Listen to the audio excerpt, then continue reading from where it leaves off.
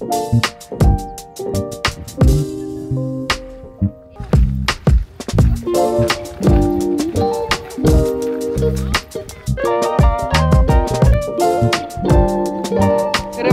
сега ви е времето.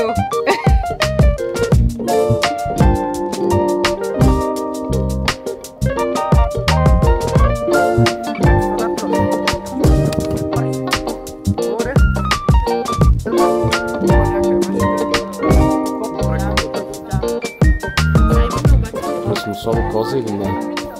Това сиренето ли? Да. Овче. Аз не ям по принцип овче, вчера го пробвах, много ми хареса. Изобщо нито има дъх.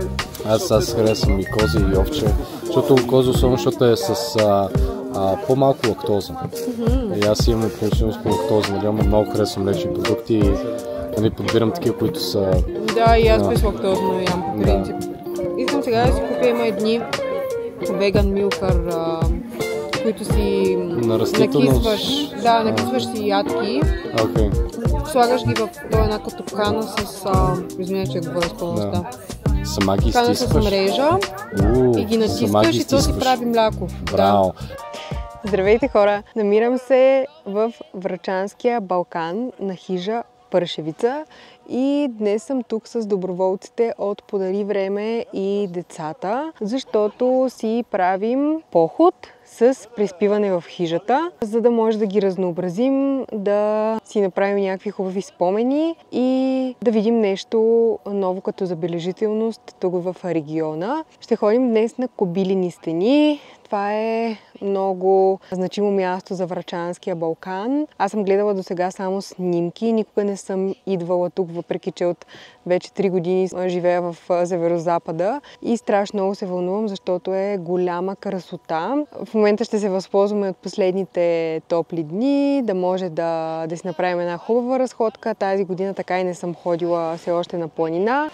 И така до вечера ще спя на палатка. Никога до сега не съм спала на палатка. Вчера ходих в Декатлон да си купя и палатка, и спален чувал, и някакви други принадлежности, като челник и лампа вътре за палатката, за да може да осветя мястото. Лошото е, че вече е септември месец и става доста студено вечерта. Силно се надявам да не премръзвам. Взела съм си топли дрехи. Ще ви апдейтвам какво е да спиш на палатка. И всъщност толкова ли е страшно, колкото си мисля. Тък му дойдоха другите доброволци. След малко пристигат и децата от ЦНСТ-то в Враца, защото този път сме с децата от Монтана и децата от Враца, за да може да обхванем колкото се може повече деца и доброволци и да си направим много по-голямо приключение, голяма екскурзия. И тръгваме около 50 човека на поход след малко, така че хайде към похода!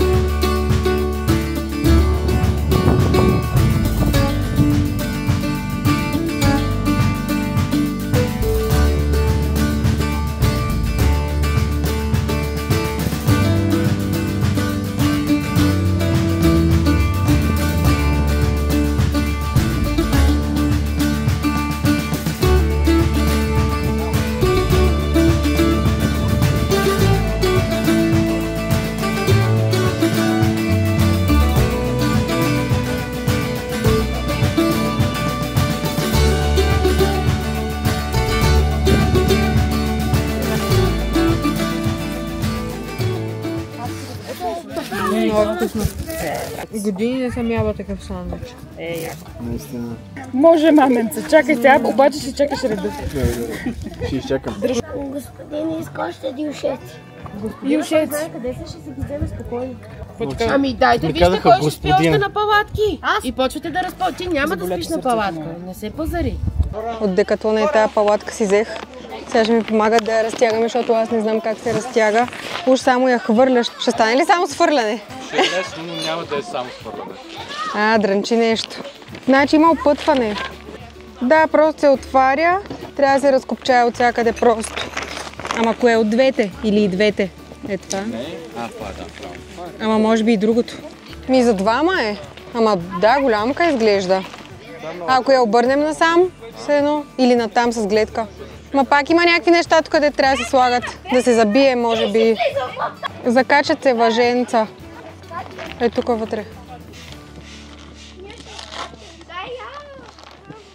Това ми е и чувала. Гледах да не купвам най-евтиния, защото пък имаше по 35 лева, ми беше страх да не топли изобщо много. И взех някакъв от Декатлон за около 120-30 лева. Размер взехме, за да може да става и за мене, и за Лео. Зависи примерно на кой му се налага. И сега ще го видим малко по-дебело е. Надявам се да топли. Ама си го избирах по цвят реално, така че... Там не иска да хване ли? Няма как. То може да не го слагаш. Тоест, като сложим багажа, надали ще литне. Просто ще трябва... Не, в никакъв случай. Да. Няма вятър. А той има още. Това другото за какво е? За странични, ама не ви трябва. Те са с въженцата, да. Това е... Ако опънеш палатката някъде, където има силен вятър, ама няма никакъв вятър. Да, примерно на високо на планина. Да, или просто да духа. Добре. Ето тези там, като в това имате допълнителни въженца, които може би са... Тук? Трябва да видим, трябва да има места за тях. Ето тук може би. Да. Извинявай, има ли друг дюшек за тук, примерно, който да сложи? Дюшек. Тези са за където решите. Добре, мога да взема. Така че може би този. Там един или двама? Двама сме. Значи вземете такъв. Добре. Има още един голям. Добре. Прибрахме се преди малко, вече ядох по един сандвич и опънахме палатката. Помогнаха ми. Горе-долу разбрах то почти веднага като я разкопчахме и извадихме от кълъфа, тя се разпъна. Тази се води, понеже като ходих вчера в Декатлон да си избирам палатка и има един списък по леснота, колко лесно се разгъва една палатка. Има едни, които са доста трудни, има средно ниво и някакви, дето просто само ги фърляш, ще се разпъват едва или не сами. Аз си взех от средния вариант, обаче много лесно се разпъна, въпреки че не я разпъвах аз. Сега ще сложим вътре надуваем дюшек, за да може да не спим директно на земята и да ни е студено. Мъжете, които са с нас, другите доброволци от другите градове, всъщност носят около 5-6 надуваеми дюшека и реално взимам от техните дюшеци, защото аз не си купих отделно вчера. И отгоре слагаме вече спалните чували. Направихме палатката с гледка, за да може сутринта, като ставам по изгрев да отворя и да е красиво. Колкото можахме, нали, да намерим гледка. Аз след малко ще покажа завършения вариант на палатката. Иначе си изкарахме много яко, като се качвахме горе по кобилини стени. Честно казвам, не очаквах да е толкова зор самия преход. Той не е много. Той е примерно, ако си дадеш така напън, може би за около 40 минути можеш да го вземеш целия, но са много големи баирите и прасеца просто по едно време отказа. Почнах да ходя и назад, за да може да си почива през това време, но гледките са много красиви и понеже имаме един от доброволците е от Враца и често идва да качва кобилини стени, каза, че през есента е най-красиво, защото когато падат листата, цветовете на есента са много и каза, че просто гледката е невероятна, като сложиш цветовете на есента, така че ако решите да посещавате Враца, това е вашето място, особено сега през есента, защото този клип го качвам в началото на есента. Хубаво е мястото да си вземете сандвичи, да седнете горе на гледката с по една бира и да се насладите за това, който не шофира. Иначе в около Врачанския Балкан има адски много забележителности, които искам да посетя. Боров камък се намира тук, това е водопад. Също така един от най-големите водопади в България. Може би в Северозапада е най-големия водопад Скакля. Пещера Леденика също е тук наоколо, връх Околчица. Има много места, така че ако се чудите къде да потеглите за планина следващия път, може да дойдете насам. Врачанския Балкан е изключително красиво място. Преди да дойда да живея тук, никога не съм чувала за него. Не знам дали защото съм била малка или просто не ми е попадал в полезрението, но като човек, който вече живее тук, мога да ви го препоръчам. Сега ще почваме лека по лека да подготвяме нещата за вечеря. Аз вчера сварих около 5 кг картофи, за да направим днес картофена салата. Ще правим салати от домати и краставици и сирене. отделно с кара с зеленчуци. И това е. И ще пием бира и ще си приказваме. Има някаква идея да може да се запали огън, ама ще видим дали реално ще се осъществи. Мисля, че най-големия минус в момента е, че банята, не съм сигурна дали има топла вода. В смисъл, водата е в някакъв излишък и мисля, че не можем да се изкъпим, което значи, че ще си легнем мръсни. Но пък няма проблем, нали, само за една вечер. Ще го преживеем някакси. И така, ще ви снимам след малко палатката ми с гледка и продължаваме с вечерята, може би. Ама вие скачате!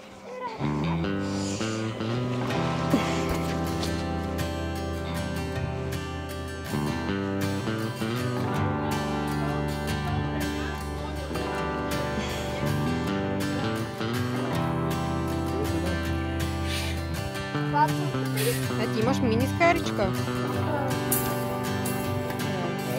Ти имаш нашата топка ли? Това е за Бога. Ама какво?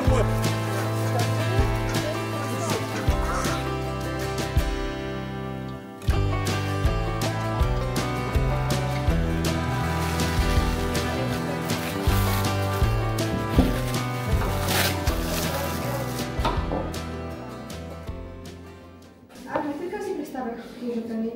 Едни голями телевизор, една голяма, нали, хол. Нали, голямо хол и всички там се събираме. И кафеви кожени дивани с масажор в тях. Това ще е някаква много луксозна хижа. Не знам къде си ходила, ама... Гледам съм по филмите. Аз не съм ходила на други хижи в България. Не знам как. Такива Такива планински, които са... Аз бях ходила преди време само на хижа Мазалак. Там беше невероятно. Така ли е? Супер красиво, супер чисто, супер готино. Яко. Стаята им са примерно с да речем за 10 човека, но е много хубава широка стая. Чистичко такова, топличко, имат си, нали, баня. Имат си баня. Готина, да. И си мисля, че всички хижи са такива. Да. Миналата година ходихме на Ком и там беше горе-долу спокойно. Добре, аз донесох косметика. Мислех, че ще се изтъпля. И аз си нося. Аз имам много търпи. Нямаме дезодорант. Ама то лоша миризма. Хубава миризма става още по-лоша. Утре в 12 на обяд ще изкупиш. И са на втория място. Може ли мая шишче? Да, кое шишче искаш? Това? Две шишче. Ще ги задеш, обещаваш, нали? Да. Добре. Салата такава или картофа? Тук е нашето палатково пространство. Някак си без да се наговаряме, всички сме с сини палатки просто. Няма да спим много хора на палатки, ние сме около 50 човека. Обаче малко се престрашиха като цяло да дойдат на палатки. И понеже не ви казах какво си купих вчера, сега ще ви покажа.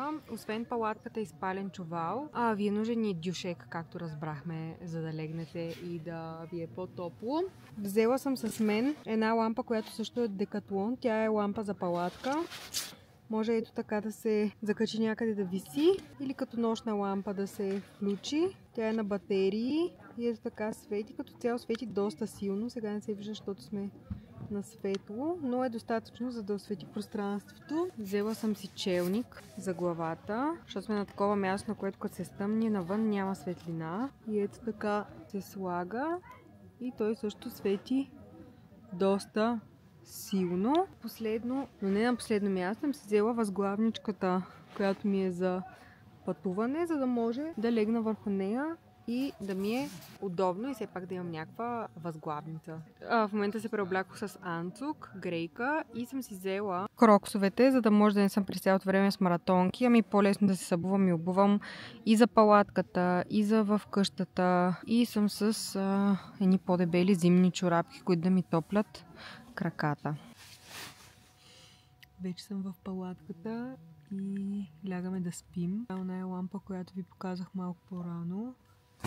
Аз ще спя с едно от момичетата при мен, т.е. сме две момичета по-женски и ми изглежда доста широко.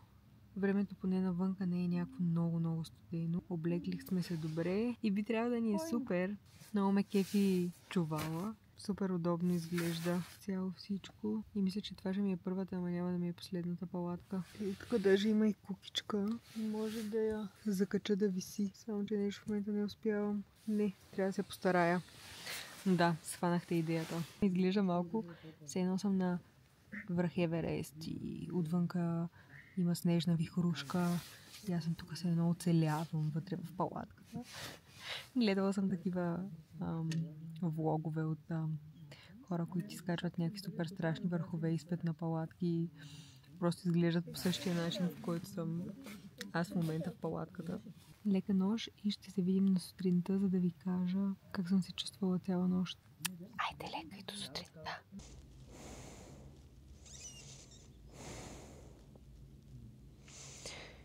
Не ми се става. Толкова ми е хубаво.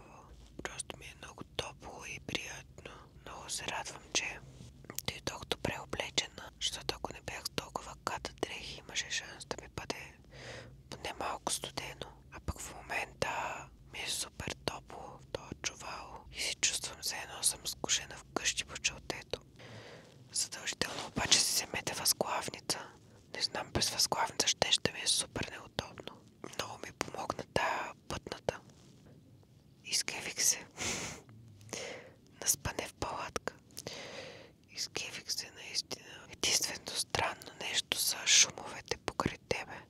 По едно време през нощта се събудих. Понеже тук наоколо има коне.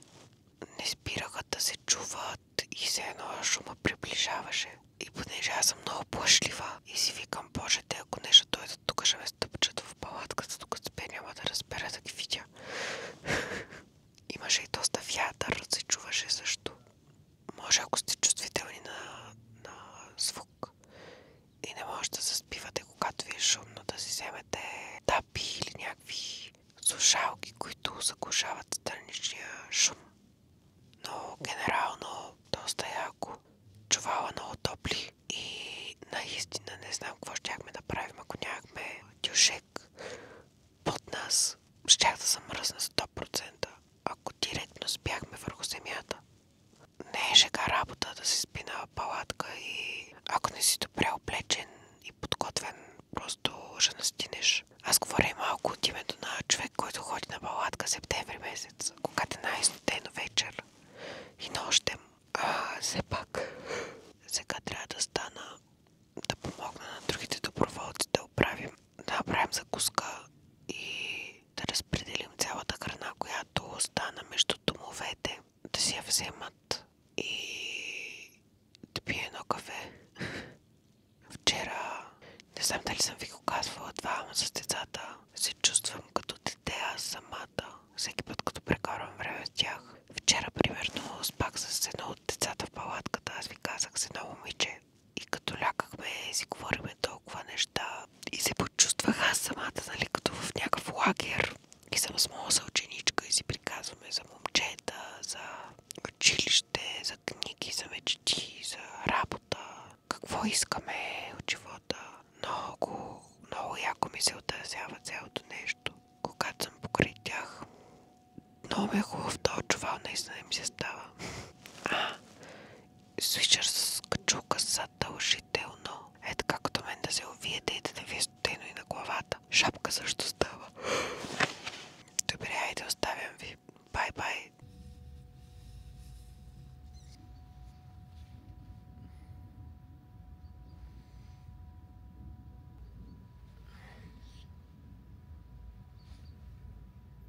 Показвам ви какво им подариха от фондацията и тръгваме, защото бушчето ни дойде да ни взема. Нашата координаторка ни подари ето тези турбички за многократна употреба, които съм ги надушила от може би 4-5 месеца и много исках такава. И на турбичката пише: подарявам време, дори когато нямам такова, защото в повечето случаи знаете, когато сме големи хора с отговорности и ангажименти, трудно намираме време за нашите неща, камо ли да отделяме време за да помагаме на другите. И т.е. фондацията се крепи на това, че доброволците са тези, които дори когато нямат такова време, те намират, за да го подарят. и това те прави доброволец в крайна сметка. Имаме по едно химикалче вътре и стикерчета и вече се чувствам пълноправен доброволец след половин година в дома в Монтана. Тръгваме. Благодаря ви много отново, че бяхте с мен и гледахте влоговете ми. Надявам се да ви е било приятно и всеки път да научавате по нещо ново. И до следващия път абонирайте се, лайкнете видеото и ако искате, коментирайте. Много се радвам винаги на вашите коментари и се опитвам да отговарям всеки път. Чао!